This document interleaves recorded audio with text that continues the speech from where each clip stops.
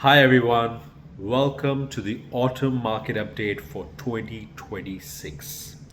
With two recent interest rate rises, the market has held up really well.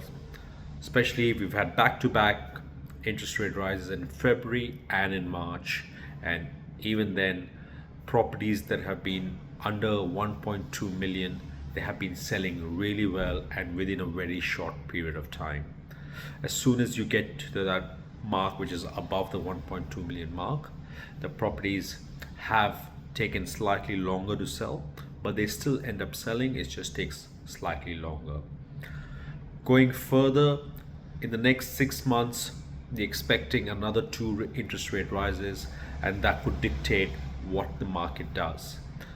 Expecting as such, we are expecting with the interest rate rise that the market will plateau a bit, and depending on that, the buyers will have a good chance coming in towards the end of the year to buy at a reasonable prices as we have today. In saying for sellers, if you're thinking of selling, there's still lots of buyers in the market and we're still getting good results. So if you are looking at selling, I think with autumn you'll be selling a lot more in isolation than in competition that you normally do in spring. If you are looking as a buyer, I always say the best time to buy was yesterday, the second best time is today.